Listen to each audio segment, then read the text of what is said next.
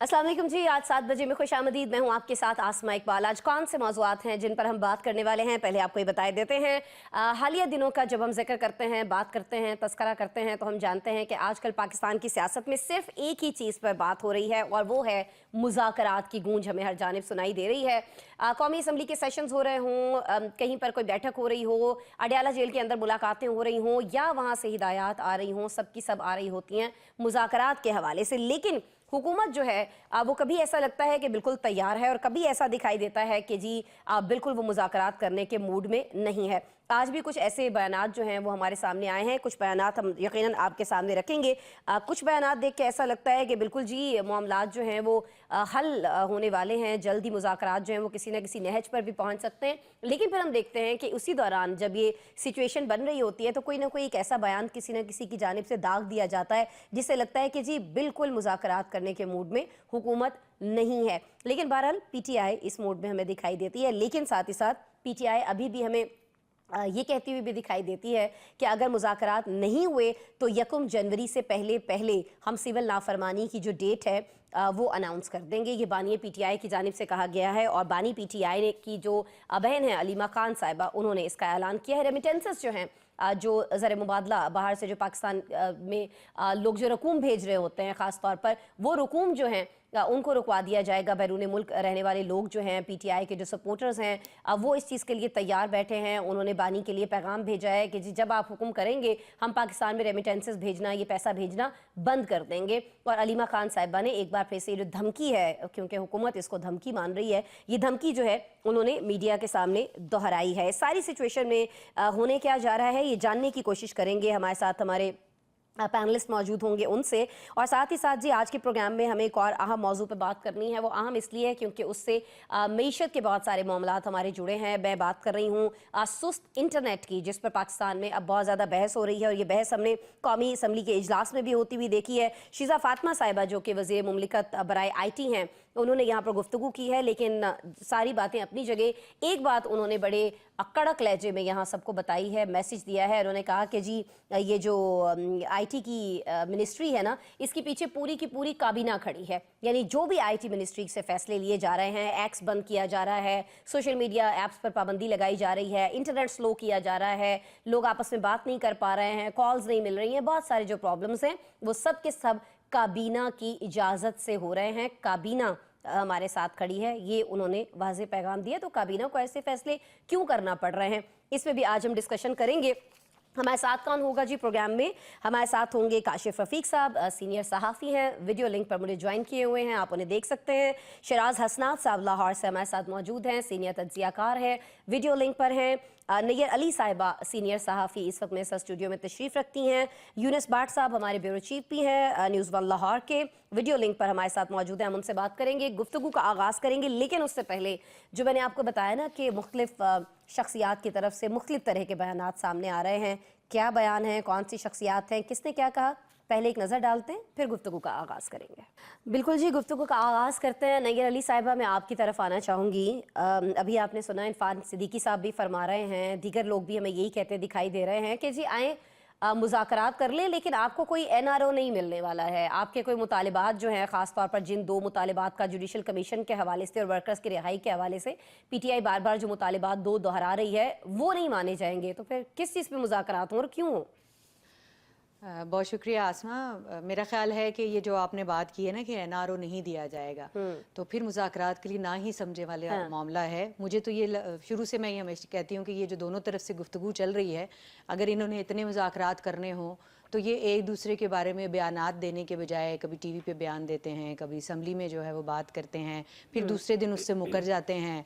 PTI वाले भी मुकर जाते हैं, उसमें भी गुड कॉप बैड कॉप खेलने वाले लोग मौजूद हैं, और हुकूमती बेंचेस पे भी गुड कॉप बैड कॉप खेलने वाले लोग मौजूद हैं। एक उठ के कहता है कि भाई मुज़ाकरात होने चाहिए, राय हमवार होनी चाहिए, दूसरा साथ उठ के कहता है मगर माजी, फिर वो जो है वो दोहराना शुरू कर दिया जाता है कि माजी में ये हुआ था, माजी में ये हुआ था। तो मुज़ाकरात करने में कोई बुराई नहीं है आसमा, मेरे ख्याल में मुज़ाकरात होने चाहिए। जो जमहूरी क़ुव्वतें होती हैं, जो सियासी जमातें होती हैं, वो हमेशा मुज़ाकरात करती हैं। कोई बात हरफ़ आखिर नहीं होती। यू टर्न ज़रूर होता है, और यू टर्न जो है वो अगर पॉजिटिवली उसको इस्तेमाल किया जाए तो उसमें भी कोई हर्ज नहीं होता, क्योंकि सियासत में हरफ आखिर की तरफ अगर आप चले जाएंगे, कॉर्नर कर देंगे सारी जमातों को, तो फिर तो आप जो है वो बिल्कुल वही हाल होगा जो इस वक्त पीटीआई का है। अब पीटीआई कहती है कि हम मुज़ाकरात करना चाहते हैं, हुकूमत और जो दीगर सियासी जमातें हैं, चाहे पाकिस्तान पीपल्स पार्टी हो, चाहे मौलाना हो, दीगर तमाम सियासी जमातें, कोई भी उनकी इस बात को संजीदा नहीं ले रहे, क्योंकि वो जो मिस कमिटमेंट्स हैं वो माजी में मौजूद हैं। लेकिन अगर मुज़ाकरात के मामले में जैसे स्पीकर साहब ने आज कहा है कि वो रोल प्ले करने के लिए तैयार हैं और उनको ये मैंडेट दिया जा रहा है और एक कमेटी जो है उनके सरबराही में मुज़ाकरात को आगे बढ़ा सकती है, तो उनका दफ्तर एक न्यूट्रल प्लेटफॉर्म बन सकता है। लेकिन ये भी याद रखिए कि स्पीकर साहब का दफ्तर पहली बार न्यूट्रल प्लेटफॉर्म बनने की कोशिश नहीं करेगा। वो जब जब बने हैं, आपको याद होगा माजी में भी एक कमेटी बनी थी जो कि सारे जो जिस वक्त गिरफ्तारियां हुई थी पीटीआई रहनुमाओं की, और वो अभी तक जो है वो शवाहिद कोई सामने नहीं आ सके, बात सामने नहीं आ सकी। तो ये दोनों जो मामलात हैं, दोनों जो पहलू हैं, ये सामने रखनी चाहिए। स्पीकर साहब एक पॉजिटिव रोल प्ले कर सकते हैं, लेकिन आखिर में बात नीयत पे आती है और फिर अमली इक़दामात पे आती है, जहां पर आके फिर सबकी बस हो जाती है। ठीक है, और नीयत पर बहुत ज़्यादा शक हम देख रहे हैं। शराज असलात साहब, मैं आपकी तरफ आऊंगी। देख रहे हैं कि नीयत पर बहुत ज़्यादा शक किया जा रहा है पीटीआई की जानिब से। फैसल चौधरी साहब हमें ये कहते हुए दिखाई दिए कि जी मुल्क में जो सियासी अदम इस्तेहकाम है उसकी बेनिफिशरी है नून लीग, तो नून लीग क्यों चाहेगी कि पीटीआई से मुज़ाकरात हों, पीटीआई से मामलात कहीं ना कहीं हल की जानिब जाएं, पीटीआई वापस आए और फिर आकर उनको जेलों में डाले और ये सारी चीज़ें हों। तो वो इस चीज़ से खौफजदा हैं, डरे हुए हैं, और वो नहीं चाहते हैं कि मुल्क में सियासी इस्तेहकाम जो है वो है आए, और ये ना हो कि जब सियासी इस्तेहकाम आए तो उनकी हुकूमत चली जाए। तो ये जो बेनिफिशरी बनी हुई है नून लीग, इस वजह से मुज़ाकरात नहीं करना चाह रही। शराज साहब। थैंक यू वेरी मच आसमा। देखें, पीएमएलएन बेनिफिशियरी है, इसमें कोई दो राय नहीं है, और उसे एस्टेब्लिशमेंट की सपोर्ट भी हासिल है जिसकी बेस पे वो बेनिफिशियरी है। अगर हम मुज़ाकरात की बात करते हैं तो पीटीआई के पास चॉइस कोई नहीं है। एस्टेब्लिशमेंट वाले मामला उतने खुल के और बेहतर तरीके से सामने नहीं चल रहे। फाइनल ऑप्शन एस्टेब्लिशमेंट की बेनिफिशियरी पीएमएलएन है, और पीएमएलएन से मुज़ाकरात ही मामला को किसी सूरत लेके जा सकते हैं। मगर जिस तरह नैयर ने कहा, तो इसमें नियतों का अमल दखल बहुत बड़ा है। हमें ये भी जानना है और ये भी हमें पता है कि पाकिस्तान पीपल्स पार्टी पीएमएलएन के साथ है, तो ये गवर्नमेंट स्टैंड किए हुए है। और अगर कल को पाकिस्तान पीपल्स पार्टी इनका साथ नहीं देती, जिसमें ऑलरेडी पंजाब में गवर्नर बहुत ज्यादा रिजर्वेशन शो कर रहे हैं, जिसमें ऑलरेडी इनके बाकी लोग बहुत ज्यादा रिजर्वेशन शो कर रहे हैं, और वो ये बता रहे हैं कि हमारी मजबूरी है कि हम इत्तेहादी हैं, नहीं तो कब के हम इसको छोड़ चुके होते, हुकूमत का हिस्सा न बनते। तो इस सारी सूरत हाल में पीएमएलएन मुज़ाकरात में कहीं पे भी मुस्बत पेशरफ सामने नहीं दिखा रही, बावजूद इसके कि स्पीकर ने अपने दरवाजे खोल लिए और वो एक पॉजिटिव रोल प्ले कर रहे हैं, मगर इसके बावजूद पीएमएलएन कहीं सामने नहीं आ रही।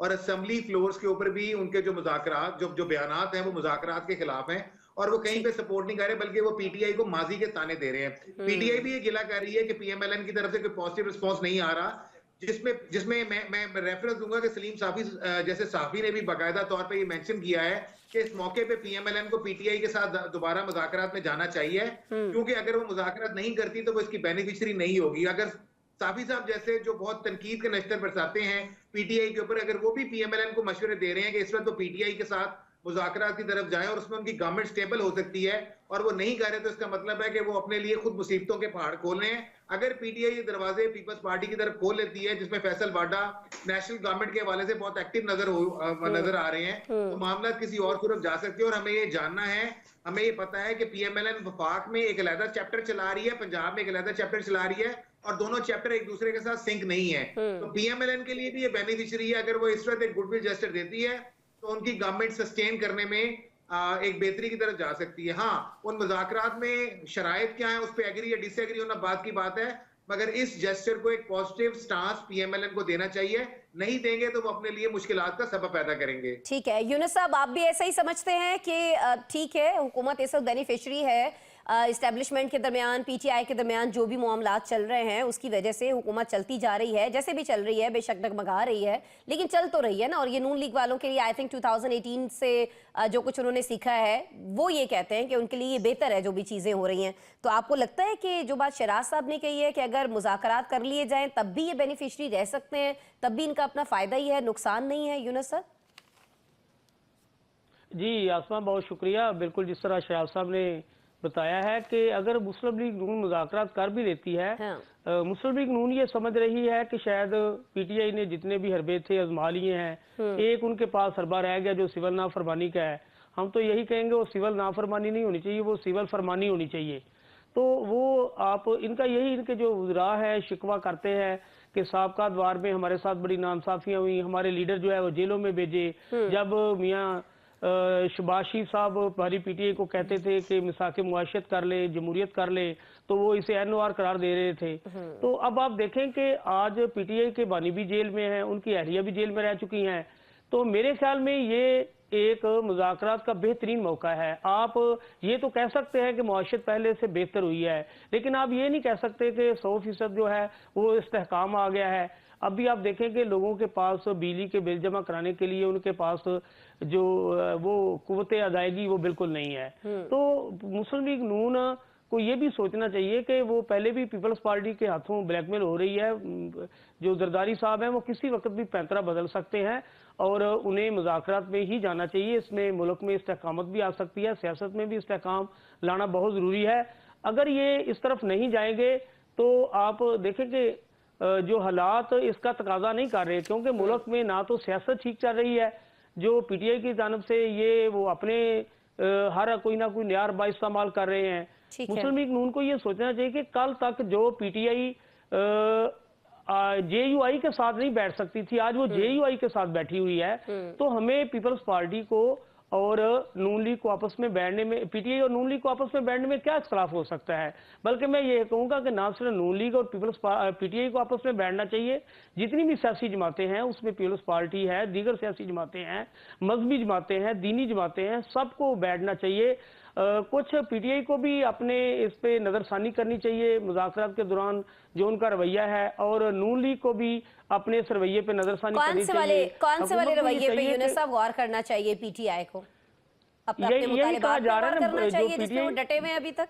जी, मुस्लिम लीग नून के बाद वज़रा का ये कहना है कि शायद पीटीआई जो है वो कमजोर विकेट पर है, कमजोर विकेट की वजह से हमें मुज़ाकरात नहीं करना चाहिए। लेकिन ऐसा नहीं है। कमजोर विकेट वो जो समझ रहे हैं उन्हें ये भी ख्याल करना चाहिए कि मुल्क में जो सियासी इस्तेहकाम नहीं है, मुआशरत बेहतर नहीं है, हालात ठीक नहीं है। जरदारी साहब किसी वक्त भी अगर पैंतरा बदल गए तो हालात तब्दील हो जाएंगे। वो इत्तेहादी होने के साथ जिन पार्टियों पे इन्हिसार करके वो मुसलसल इनकार कर रहे हैं, आपको लगता है कि उन पे ज्यादा उनको इन्हिसार नहीं करना चाहिए है, सिचुएशन का इदराक करना चाहिए है और मुज़ाकरात करने चाहिए हैं? काशिफ साहब, आप भी यही समझते हैं सर? जी जी, बिस्मिल्लाहिर्रहमानिर्रहीम। मैं मशहूर हूँ शराज हसनात साहब का, यूनुस साहब का। बिल आखिर उनको ये लगा कि तहरीक इंसाफ के साथ हुकूमत को मुज़ाकरात करने चाहिए। सवाल ये है कि मुज़ाकरात की टेबल से भागा कौन था? नून लीग भागी थी, पीपल्स पार्टी भागी। काशिफ साहब, पिछली बातों को छोड़ देना, ये तो कर चुके हैं ना हम, और ये नून लीग भी कह रही है हमें चोर कहा। ये अब आगे की बात करें ना। बात ये है, आगे की बात हम तब करें कि जब पिछली जब आप पीछे की बात छोड़ें, आप छोड़ ही नहीं रहे ना, हुकूमत छोड़ रही है सर। भाई बात ये है कि वो सीखे तो सही सबक। काशिफ साहब समझ रहे हैं कि आज हमने ये कहें कि हम फॉर्म 47 की हुकूमत को तस्लीम करते हैं इसलिए मुज़ाकरात करना चाहते हैं।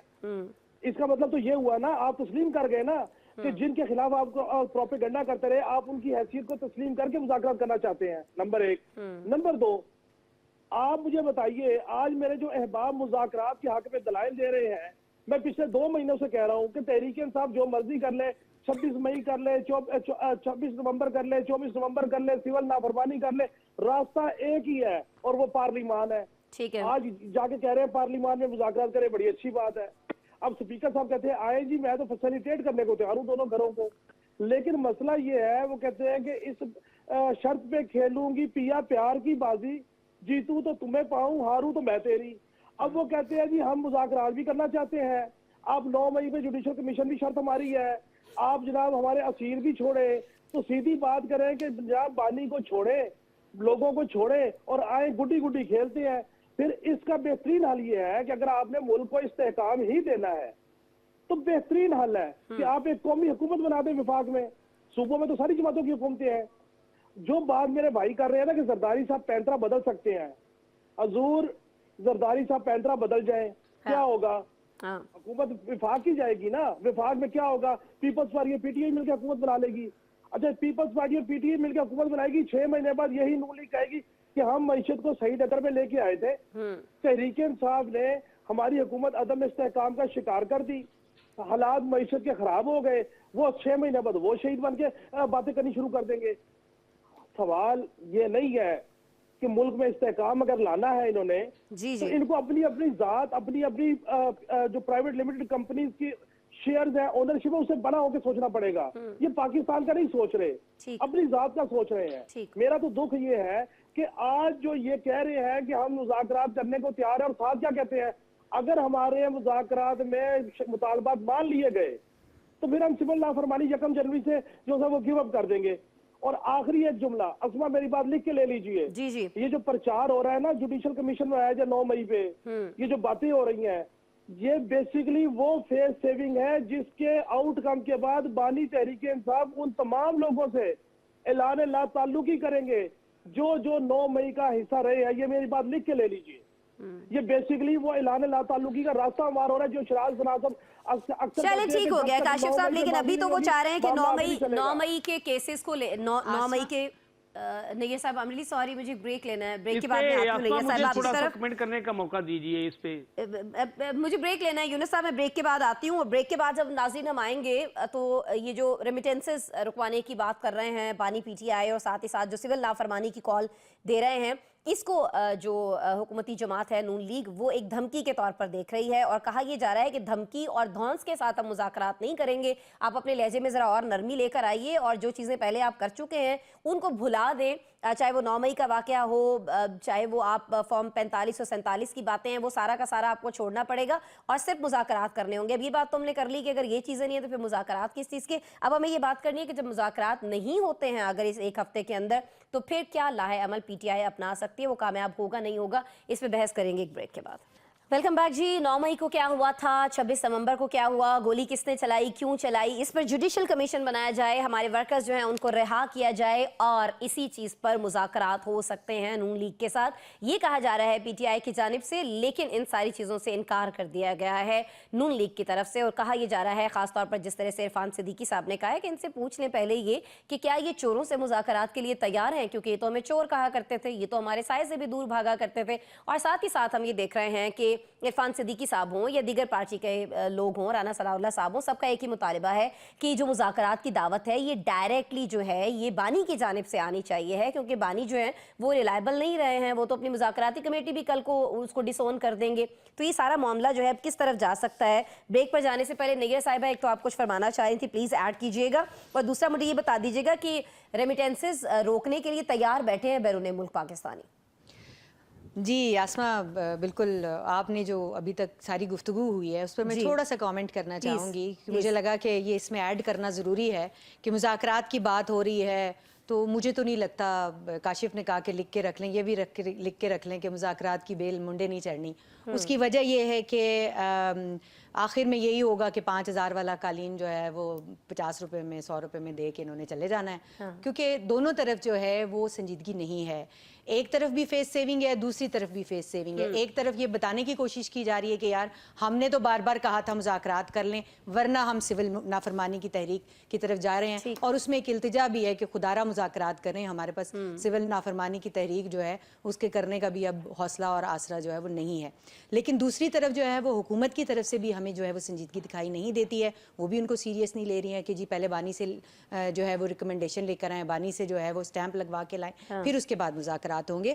तो जरदारी साहब की बात की कि पैंतरा वो बदलेंगे, भाई वो एक मुफाहमत के बादशाह हैं, उन्हें पता है कि कहाँ पर कौन सा सियासी दाव चलना है। इस वक्त वो पैंतरा तो बदल लें, लेकिन सामने कोई चाल भी तो ऐसी दिखाई दे, सामने कोई बिसात भी तो ऐसी दिखाई दे, इस बिसात के ऊपर सारे जो है घोड़े पिटे हुए हैं। अब वो ना तो अगर वो चाल बदल के अभी जैसे उन्होंने कहा कि जी वो शायद पीटीआई की तरफ साथ बैठ जाएं, और ये एक अच्छा सिनेरियो सोचने में अच्छा लगता है, आइडियली एक बड़ी अच्छी बात लगती है, लेकिन दिस इज इम्पॉसिबल, क्योंकि पीटीआई का इस वक्त जो एक माइंडसेट है और जो पीपल्स पार्टी का माइंडसेट है वो टोटली डिफरेंट है।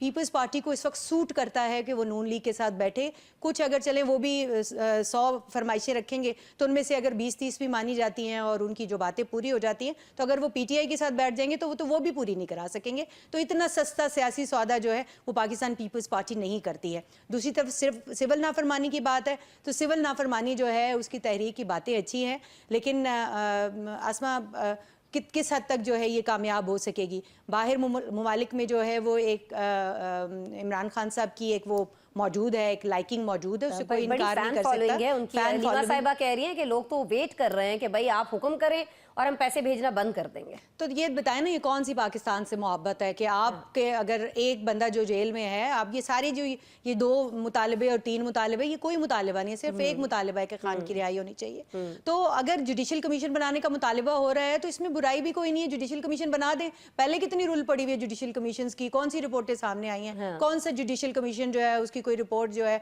वो मंतकी अंजाम तक पहुंची है और उसके जिम्मेदारान को सजा मिल गई। आपको लगता है हमारा कि जुडिशल सिस्टम इतना माठा है आसमा कि जुडिशल कमीशन बन जाएगा तो क्या हो जाएगा। ठीक है, आपको लगता है कि चले इसमें से एक शर्त जो है जुडिशल कमीशन की हद तक वो तो कम से कम मानी जा सकती है, उसमें कोई इतना बड़ा मजायका नहीं है। यूनुस साहब, आप कुछ फरमाना भी चाह रहे थे जब हमने ब्रेक लिया है प्रोग्राम में उस वक्त, और दूसरा यही सवाल जो मैंने नैयर साहिबा के सामने रखा है, अगर वाकईतन रेमिटेंसेस जो हैं वो रुक जाती हैं, बाहर से पैसा आना कम हो जाता है, चलें बंद नहीं होगा, कम तो होगा ना, फैन फॉलोइंग तो रखते हैं ना बानी पीटीआई बाहर के ममालिक में, और सिविल नाफरमानी जो है तहरीक उसका भी ऐलान कर देते हैं, तो फिर क्या सिचुएशन हो सकती है? आपको नहीं लगता कि नून लीग को कम से कम इस पॉइंट पर कुछ सोचना चाहिए, या आप समझते हैं कि बिल्कुल नून लीग को जो लग रहा है ये नाकाम होगी तहरीक, इस वजह से वो इतनी कॉन्फिडेंट दिखाई दे रही है कि नहीं करते हम मुज़ाकरात, जो करना है कर लो? जी आसफा, मैं तो पहले भी यही कह रहा था, वो काशिफ साहब ने थोड़ा सा ये समझा कि शायद आज हम जो है वो नून लीग की बजाय पीटीआई को मुज़ाकरात की टेबल पर लाकर कोई शायद कोई अलहदा बात कर रहे हैं। हम तो ये कह रहे हैं कि बस करे, अब एक फ्रीक को भी पीछे हटना चाहिए, दूसरे फ्रीक को भी थोड़ा सा पीछे हट जाना चाहिए। अब आप देखें मुशर्ती वजह से हमारे अदारों पर कितनी तनकीद हो रही है। जो अदारे हैं उनके मुतल्लक अवाम में जो आपके सामने जो कुछ होता है अदारों के मुतल्लक ये नहीं होना चाहिए। तो ये किसने किया यूनुस साहब, ये किसने किया इदारों से मुतालिक, किसने किया? अभी पिछले कुछ महीनों की बात कर लेते हैं। आसमा आप देखें जब ये जमातें अपोजिशन में जाती हैं तो तमाम जमातें जो है वो एस्टेब्लिशमेंट को जो है इसका मुर्द इल्जाम ठहरा रही होती हैं। ये पहली दफा नहीं हुआ। नहीं देखिए, नवाज शरीफ साहब के बयान भी हमारे सामने है, मरियम साहिबा के बयान भी हमारे सामने है, दीगर लोगों के भी हैं, लेकिन मैं अभी पिछले कुछ महीनों की बात कर रही हूँ ना। आप कह रहे हैं कि नहीं होना चाहिए इदारों के साथ जो हुआ है, तो वो तो पीटीआई ने किया ना सर। नहीं, वही हम तो इसकी हमायत नहीं कर रहे, हम कह रहे हैं कि पीटीआई भी तो यही कहती है कि आप जुडिशियल कमीशन बनाए, जो जिम्मेदार हैं उन्हें सजाएं दें। तो जुडिशियल कमीशन बनाने में क्या एतराज है? अगर पीटीआई इनके साथ टेबल पे बैठती है तो वो अपने मुतालबात तो पेश करेगी। हुकूमत को भी थोड़ा सा पीछे हटना चाहिए और पीटीआई को भी हुकूमत को मोहलत देनी चाहिए कि ये मिलजुल कर कोई इस तरह का लाहेवल बना सके कि आने वाले इलेक्शन को इस तरह यकीनी बनाया जा सके कि उसमें फ्री एंड फेयर इलेक्शन हो सके। हम ये नहीं कहते कि आप फौरी तौर पे जो नून लीग है वो पीटीआई के तमाम मुतालबात, उनके मुतालबात यही हो सकते हैं कि सियासी मुकदमात खत्म किए जाएं, और क्या कहना है उन्होंने। और ये तो सब दुनिया को पता है कि एक जितने मुकदमात दर्ज हो रहे हैं ये सारे सियासी मुकदमात हैं, इसमें तो कोई दो राय नहीं ना किसी की भी। ये तो हुकूमत के खुद लोग मानते हैं कि ये मुकदमात जितने भी दर्ज हो रहे हैं ये सियासी हैं, इसमें आपको भी पता है, सबको पता है। तो हम ये कहते हैं कि अब जितना कुछ हो गया है अब ना करें, अब टेबल पे आए, हुकूमत को भी इसका आला हज़रफी का साथ देना चाहिए, और पीटीआई के वो लोग जो ये चाहते हैं कि हमारे मुतालबात नहीं माने जा रहे, उन्हें टेबल पे बैठ के बात करनी चाहिए, कुछ गिव एंड टेक का मामला चलना चाहिए। पीटीआई हुकूमत को थोड़ी सी मोहलत दे, हुकूमत पीटीआई की बात माने और उन्हें मोहलत दे।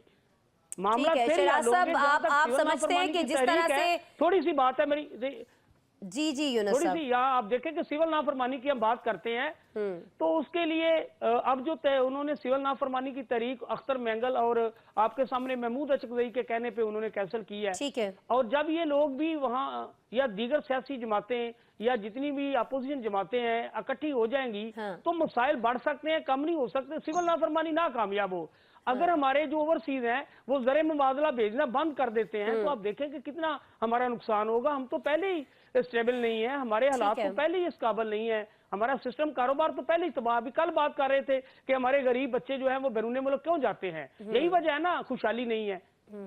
तो ठीक हो गया यूनुस साहब, ठीक हो गया। मैं शराज साहब आपकी तरफ आना चाह रही हूँ। मामला इतना सादा है, जिस तरह से यूनुस साहब ने कहा कि बस ठीक है जी मामलात को खत्म करें, बना दें जुडिशियल कमीशन और जाहिर है फिर बाद में कल को कोई ये भी कह रहा होगा कि जी झूठे मुकदमात है, जिस तरह से यूनुस साहब ने फरमाया, तो इसमें रिहाई भी कर दें, इससे क्या फ़र्क पड़ता है? तो मामला इतना सादा है सर, और क्या ये वाकई रेमिटेंसेस रुकवाने वाला और ये सिविल नाफरमानी वाला जो हरबा है या धौंस धमकी जिस तरह से नून लीग कह रही है, ये कारगर साबित होगी? कहीं ना कहीं हुकूमत इस प्रेशर में आएगी सर? आसमा, 3 चीजें हमें मद्देनजर रखनी है। नंबर 1, इक़्तिदार कभी सदा नहीं रहता और पीएमएलएन को ये बात समझनी है कि इस वक्त अगर वो इक़्तिदार में है और कहीं ना कहीं पीटीआई मल्टीपल रीजंस की वजह से, जिसमें सबसे बड़ी रीजन उन्हें फोर्सिबली कुचलना शामिल था, उसकी वजह से शायद वो सामने नहीं आ पा रही या बार बार दब जाती है या उनकी तहरीक नाकाम हो जाती है। और अगर वो कहीं पार्लियामेंट के ऊपर बात कर रहे हैं मुज़ाकरात की, तो इसमें उनकी मजबूरी का आंसर भी शामिल है, क्योंकि उन्हें फोर्सिबली कुचला गया, उनके लोगों को मारा गया, ये वाले एलिमेंट भी शामिल है। तो अगर आज वो मुज़ाकरात की बात कर रहे हैं तो उसमें उनकी बेशक कुछ बेबसी का एलिमेंट भी है, मगर उसके अलावा उनके पास रास्ता नहीं। और आज भी पीटीआई अपने इस मौक़िफ़ से पीछे नहीं हटी हुई कि ये फार्म 47 की गवर्नमेंट है और हम सबको पता है कि इस गवर्नमेंट की रियलिटी क्या है और गवर्नमेंट के लोगों को भी पता है। और ये मैं नहीं कह रहा, ये जवेद लतीफ साहब कह रहे हैं, ये राना सना साहब कह चुके हैं, ये खुरम दस्तगीर कह चुके हैं, ये ख्वाजा साहब कह चुके हैं। इन लोगों से पूछें जिनको गवर्नमेंट से बाहर रखा गया, जो गवर्नमेंट से बाहर है, कि उस गवर्नमेंट के बारे में पीएमएलएन के अपने लोग क्या कहते हैं। दूसरी गुजारिश, अनफॉर्चुनेटली सिविल नाफरमानी की तहरीक ना पीटीआई की पहले कामयाब हुई थी, ना आगे इसके कामयाब होने के चांसेस हैं। और ये एक ऐसी तहरीक है जिसको पीटीआई को बार बार सोचना है कि जब इसमें नाकामी का मुंह वो देख चुके हैं, तो उन्हें ऐसा कोई शोबदा नहीं करना चाहिए, इस तहरीक को नहीं करना चाहिए। तो और ऑप्शन क्या था शहराज साहब? इसके अलावा ऑप्शन क्या है पीटीआई के पास? ऑप्शन जी मैं ऑप्शन पे आ रहा हूं, कमिंग बैक। रेमिटेंसेस की भी मैं बात करता हूं। मैंने आपसे डाटा शेयर किया था कि 22 के मुकाबले में जब इनकी गवर्नमेंट गई, आज 24 के 11 माह में रेमिटेंसेस कहां से कहां चली गई हैं। रेमिटेंसेस वाला भी एक गलत गेम है, गलत बात है। रेमिटेंसेस भी कम नहीं हो सकती और ना लोगों ने काम की। आखिरी चीज पे आ रहा हूं, अमेरिकन कार्ड। हमने ये देखा है कि पिछले कुछ दिनों से कितनी तेजी के साथ अमेरिकन इलेक्टेबल्स और अमेरिकन रिप्रेजेंटेटिव पीटीआई के हक में ट्वीट कर रहे हैं, इमरान खान के रिलीज की बात कर रहे हैं, गवर्नमेंट पे प्रेशर बिल्डअप कर रहे हैं, और गवर्नमेंट कहीं भी उनको किसी का जवाब देने के लिए तैयार नहीं है। एक तरफ अगर गार्डियन के आर्टिकल के बेस पे तालिबान खान कहा जाता है, तो दूसरी तरफ जो लोग सपोर्ट कर रहे हैं अमेरिकन, उनको प्रो इसराइल कह के कर दिया जाता है। गवर्नमेंट को खुद समझ नहीं आ रही कि वो खान को तालिबान के हमायती के तौर पर रखें या प्रो इसराइल जूइश लॉबी के हिसाब से रखें। मल्टीपल स्टांस गवर्नमेंट ले रही है, इंटरनेशनल प्रेशर बढ़ रहा है। जो चार्जशीट दी गई 190 मिलियन पाउंड वाली, उसमें गवर्नमेंट का स्टांस ये है कि जल्दी से जल्दी ट्रंप के ओथ उठाने से पहले खान को इसकी भी सजा दे दें ताकि प्रेशर कम हो। पीटीआई इज वेटिंग, गवर्नमेंट को उलझा रही है कि गवर्नमेंट मामला को बेहतर करे, और अगर ट्रंप आ गया तो मुझे लगता है कि इस वक्त American lobby quite pro PTI है और पीटीआई में खान को छुड़ाने में ये रोल बहुत अहम और बहुत बड़ा होगा।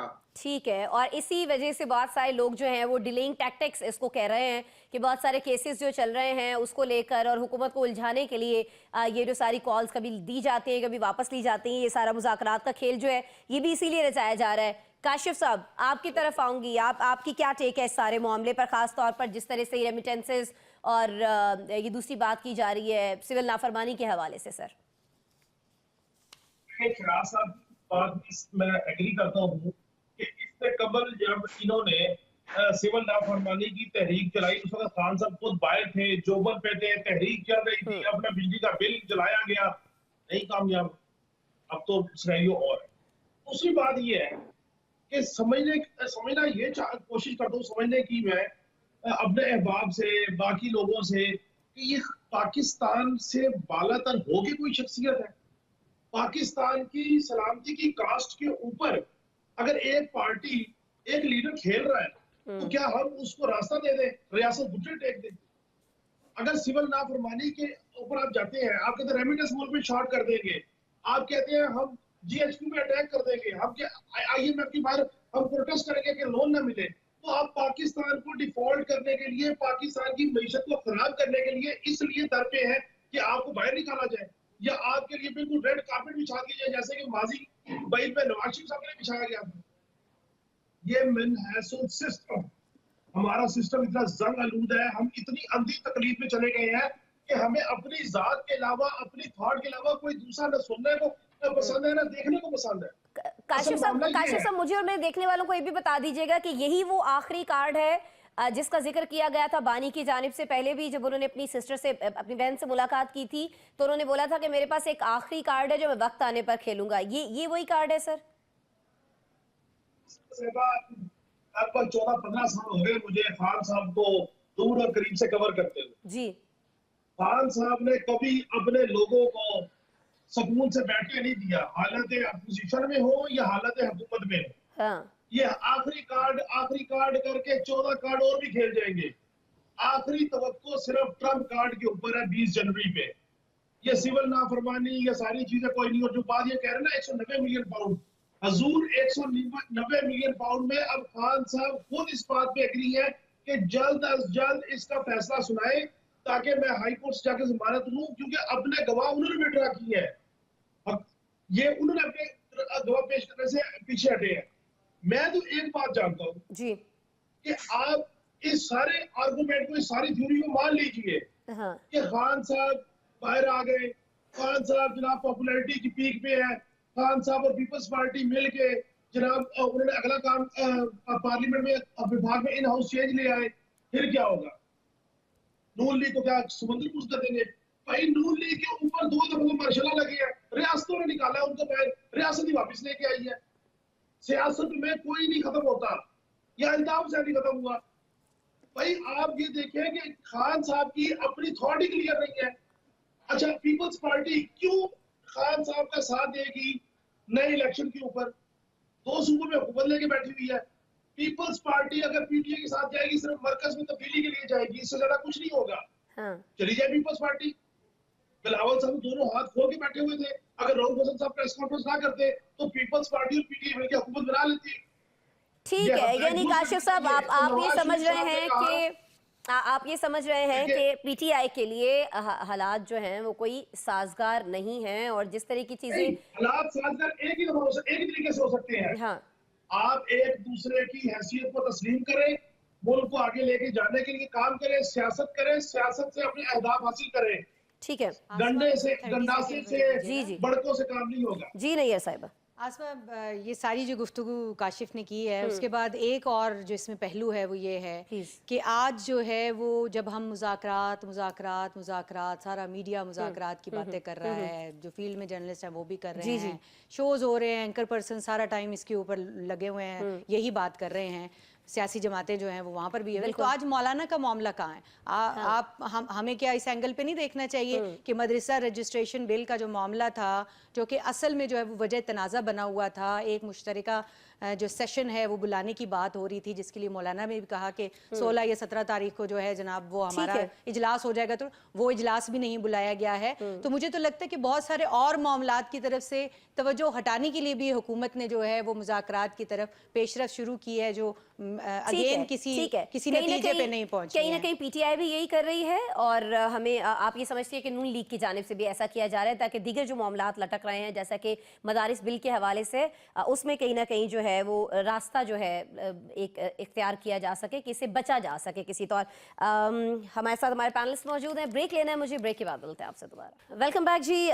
हमारे पहले 2 सेगमेंट्स के अंदर हमने देखा कि पाकिस्तान पीपल्स पार्टी के हवाले से बहुत ज़्यादा बात हुई है, आसिफ रज़ा ज़रदारी साहब के हवाले से बात हुई कि क्यों वो नून लीग को छोड़कर पीटीआई का साथ दे रहे होंगे, लेकिन कहीं ना कहीं ऐसा दिखता है कि अब दोनों पार्टीज के बीच बहुत सारे मामलात ऐसे हैं जिन पर कुछ ना कुछ अनबन जो है वो दिखाई देती है। एक ऐसा ही मामला कौमी असम्बली में डिस्कस हुआ जहां सुस्त इंटरनेट की बात हुई, एक्स पर पाबंदी लगाने की बात हुई, सोशल मीडिया एप्स पर कंट्रोल रखने की बात हुई, और उस पर हमने देखा कि पीपल्स पार्टी के जो अरकान कौमी असम्बली है उन्होंने आड़े हाथों लिया है नून लीग की हुकूमत को, और कहा यह गया है कि जी ये जो चीज़ें की जा रही हैं ये हुकूमत जो है अवाम को अपने खिलाफ कर रही है ये सारे इकदाम करके, और हुकूमत को ये किसी तौर हक नहीं दिया जा सकता है कि अवाम को मजीद बदहाली की तरफ धकेले, खास तौर पर IT सेक्टर को बदहाली की जानिब धकेले। ये बातें शाजिया मरी और अब्दुल कादिर पटेल की जानिब से की गई, लेकिन इसका जवाब भी दिया गया शिजा फातिमा की जानिब से। शिजा फातिमा ने जो प्रोग्राम के आगाज़ में मैंने आपसे कहा, उनका कहना था कि हम जो भी चीज़ें कर रहे हैं,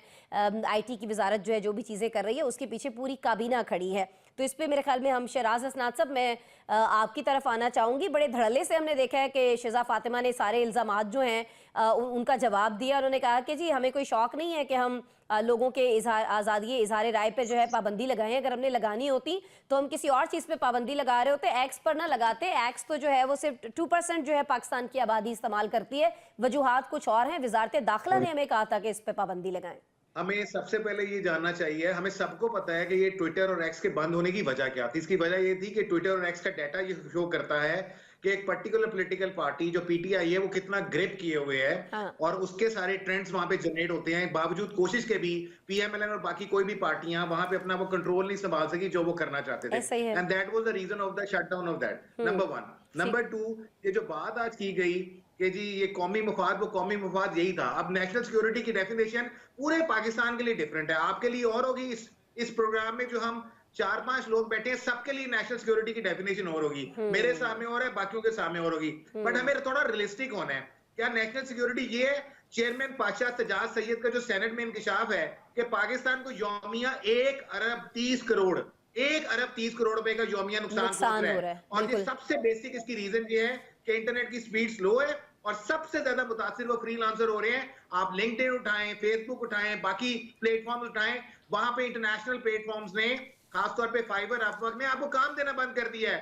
आप कहते हैं पाकिस्तान से फ्रीलांसर है, वो कहते हैं sorry we don't have a work for you. Reason, आप उसको कंपाइल ही नहीं कर पा रहे, आप उसको काम ही नहीं दे पा रहे।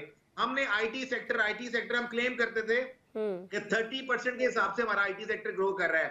हम डिजिटलाइजेशन की तरफ जा रहे हैं, उसका बिल आ रहे हैं, हम कह रहे हैं सब कुछ डिजिटलाइजेशन है, ई कॉमर्स है, मगर रियलिटी ये है कि हम उसको वो इंपॉर्टेंस देने को तैयार ही नहीं है।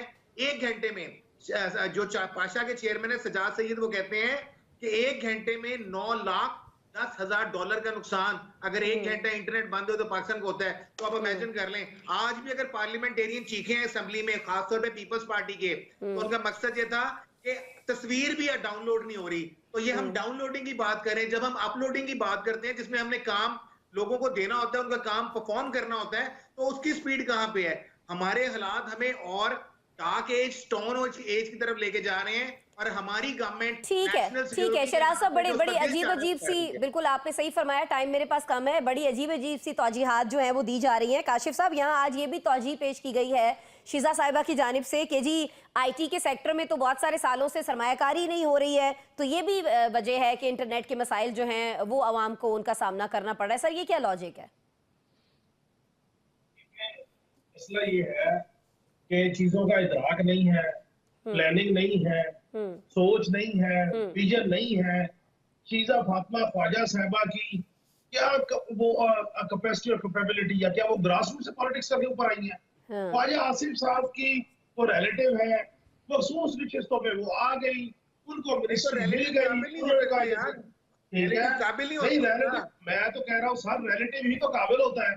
प्राइवेट लिमिटेड कंपनीज में रिलेटिव ही काबिल होता है, नॉन रिलेटिव को तो प्राइम पोजीशन में नहीं मिला करती है। प्राइवेट लिमिटेड कंपनीज है ना, सभी बातें तो है नहीं।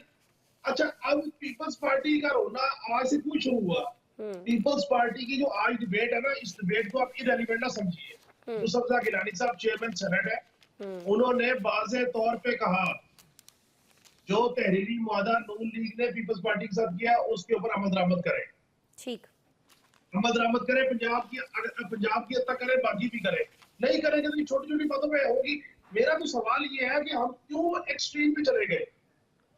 हमने इदारों के खिलाफ तस्दीक कैंपेनें चलाई, मुल्क के खिलाफ चलाई, झूठे ट्रेंड चलाए, सुप्रीम कोर्ट के खिलाफ। काशिफ साहब, टाइम कम है, मैं आप ही का सवाल जो है ना, आप ही का सवाल जो है यूनुस साहब के सामने रखती हूँ। यूनुस साहब, आप जवाब दीजिए। ना इससे ट्रेंड चलाए जाते, ना इदारों के खिलाफ बात की जाती, तो ना हम सबको ये सब भुगतना पड़ रहा होता है इस वक्त। काशिफ साहब फरमा रहे हैं, ये कोई जस्टिफिकेशन नहीं है।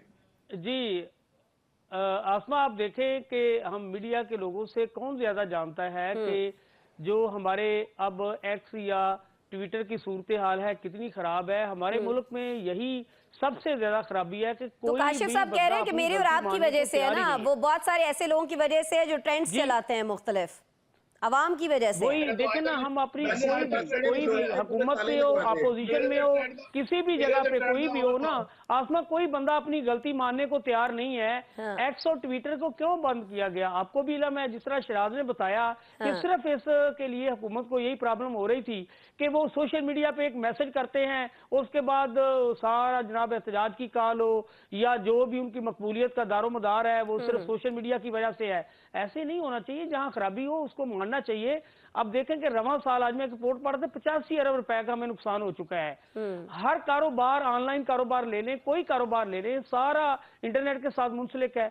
आप देखेंगे जो हमारी नई नस्ल बच्चे पढ़ रहे हैं स्कूल में जो तालीम दी जा रही है, तमाम बच्चों की जो एजुकेशन है वो किससे वाबस्ता है, उन्हें किस पे काम करना पड़ता है। तो जब ये सिस्टम को ठीक ही नहीं करेंगे आप, तो जिहाद पेश करेंगे जी नहीं वो सिक्योरिटी का मामला है, वायरल का मामला है, नेशनल सिक्योरिटी की वजह से हम ये कर रहे हैं, ऐसा नहीं है। ये सारी चीजें हम कल बात कर रहे थे कि नेशनल एक्शन प्लान में क्या हुआ।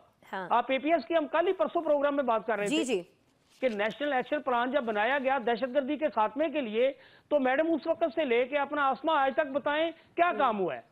तो ये जो बहाने तलाश किए जा रहे हैं ये ठीक नहीं है। होना चाहिए। इंटरनेट की सहूलत जो है वो फराहम करना होगी, हमें अपने सिस्टम में बेहतरी लाने के लिए ठीक है। हुकूमत को इस पर लेम तवज्जो देना एक्सक्यूजेस की होगी, बजाय आप फिर समझ रहे हैं बेहतरी कि अमली आएगी। इक़दामात जो है वो करने चाहिए। नहीं साहिबा, आसमा, लास्ट बहुत 1 मिनट, मैं रियली रिपीट सॉरी नहीं करूंगी जो साहिबा। बात हो चुकी है, लेकिन ये है कि ये एक बड़ा टैक्टिक्स होता है ये भी कि बात को ऐसे जो है वो की जाए और घुमाया इसको इतना जाए। ज्यादा घुमाया जाए हाँ। कि आखिर में जो है वो हमारे भाट साहब जैसे, काशिफ रफीक जैसे, आप जैसी जो हैं वो तमाम लोग जो हैं वो गिल्टी खुद को फील करना चाहिए, क्योंकि हम ट्रेंड हमारी तरफ से जो है वो कोई ट्वीट्स ऐसी हुई थी इसलिए जो है वो नतीजतन जो है वो एक्स बंद हुआ। तो जनाब ऐसा कुछ भी नहीं है, आप अपने आप को गिल्टी फील करना बंद करें। ये रियासत का काम है कि वो उस वक्त जबकि दौर है डिजिटलाइजेशन का, उस वक्त जबकि दौर है इंटरनेट का, उस वक्त जबकि दौर है एआई का, उस वक्त आप इन तमाम सहूलतों से जो है वो सिक्योरिटी के नाम के ऊपर पहले मोबाइल फोन बंद कर देते थे, अब सिग्नल बंद कर देते हैं, अब इंटरनेट जो है उसको स्लो इतना कर दिया बिल्कुल जाता है slow। कि वो चले ना।